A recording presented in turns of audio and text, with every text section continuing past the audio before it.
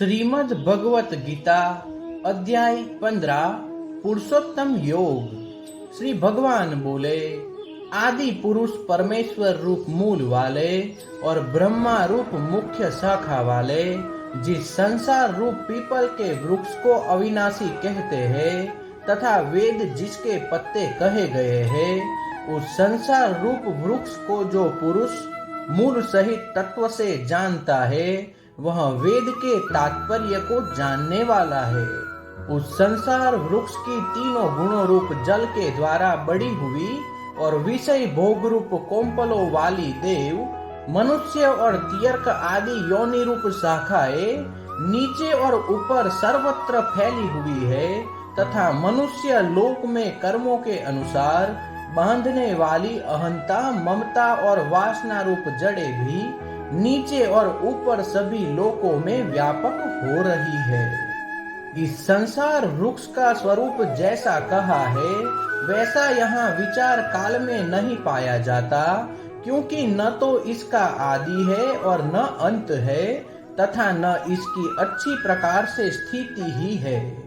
इसलिए इस अहंता, ममता और वासना रूप अति दृढ़ मूलों वाले संसार रूप पीपल के वृक्षों को वैराग्य रूप शस्त्र द्वारा काटकर उसके पश्चात उस परम पद रूप परमेश्वर को भली भांति खोजना चाहिए, जिसमें गए हुए पुरुष फिर लौटकर संसार में नहीं आते और जिस परमेश्वर से इस पुरातन संसार वृक्ष की प्रवृत्ति विस्तार को प्राप्त हुई है, उसी आदि पुरुष नारायण के मैं शरण हूँ।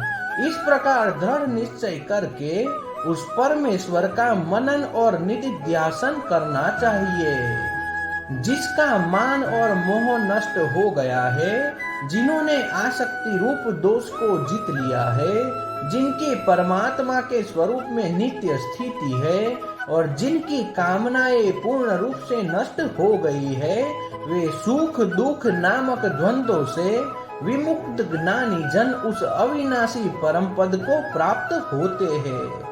जिस परम पद को प्राप्त होकर मनुष्य लौटकर संसार में नहीं आते, उस स्वयं प्रकाश परम पद को न सूर्य प्रकाशित कर सकता है, न चंद्रमा और अग्नि ही, वही मेरा परम धाम है।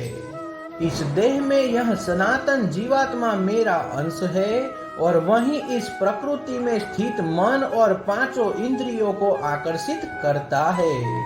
वायु गंध के स्थान से गंध को जैसे ग्रहण करके ले जाता है, वैसे ही देहादि का स्वामी जीवात्मा भी जिस शरीर का त्याग करता है, उससे इन मन सहित इंद्रियों को ग्रहण करके फिर जिस शरीर को प्राप्त होता है उसमें जाता है।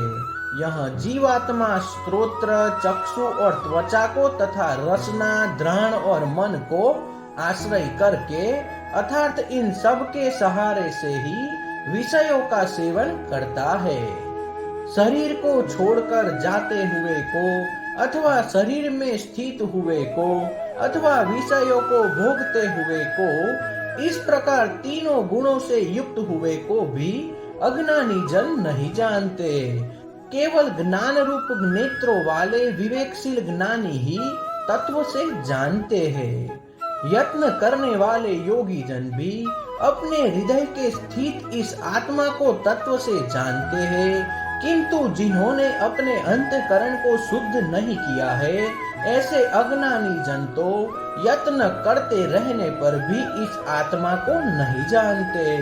सूर्य में स्थित जो तेज संपूर्ण जगत को प्रकाशित करता है तथा जो तेज चंद्रमा में है और जो अग्नि में है, उसको तो मेरा ही तेज जान। और मैं ही पृथ्वी में प्रवेश करके अपनी शक्ति से सब भूतों को धारण करता हूँ और रस स्वरूप अर्थात अमृतमय चंद्रमा होकर संपूर्ण औषधियों को अर्थात वनस्पतियों को पुष्ट करता हूँ। मैं ही सब प्राणियों के शरीर में स्थिर रहने वाला प्राण और अपान से संयुक्त वैश्वानर अग्नि रूप होकर 4 प्रकार के अन्न को पचाता हूँ। मैं ही सब प्राणियों के हृदय में अंतर्यामी रूप से स्थित हूँ तथा मुझसे ही स्मृति ज्ञान और अपोहन होता है और सब वेदों द्वारा मैं ही जानने के योग्य हूँ तथा वेदांत का कर्ता और वेदों को जानने वाला भी मैं ही हूँ। इस संसार में नाशवान और अविनाशी भी ये दो प्रकार के पुरुष है। इनमें संपूर्ण भूत प्राणियों के शरीर तो नाशवान और जीवात्मा अविनाशी कहा जाता है। इन दोनों से उत्तम पुरुष तो अन्य ही है जो तीनों लोकों में प्रवेश करके सबका धारण पोषण करता है तथा अविनाशी परमेश्वर और परमात्मा इस प्रकार कहा गया है। क्योंकि मैं नाशवान जड़ वर्ग क्षेत्र से सर्वथा अतीत हूँ और अविनाशी जीवात्मा से भी उत्तम हूँ, इसलिए लोक में और वेदों में भी पुरुषोत्तम नाम से प्रसिद्ध हूँ। भारत जो ज्ञानी पुरुष मुझको इस प्रकार तत्व से पुरुषोत्तम जानता है, वह सर्वज्ञ पुरुष सब प्रकार से निरंतर मुझ वासुदेव परमेश्वर को ही भजता है। हे निष्पाप अर्जुन, इस प्रकार यह अति रहस्य युक्त गोपनीय शास्त्र मेरे द्वारा कहा गया। इसको तत्व से जानकर मनुष्य ज्ञानवान और कृतार्थ हो जाता है। तो इस प्रकार उपनिषद ब्रह्म विद्या तथा योग शास्त्र रूप श्रीमद् भगवत गीता के श्री कृष्ण अर्जुन संवाद में पुरुषोत्तम योग नामक 15वां अध्याय समाप्त हुआ। श्री कृष्ण कन्हैया लाल की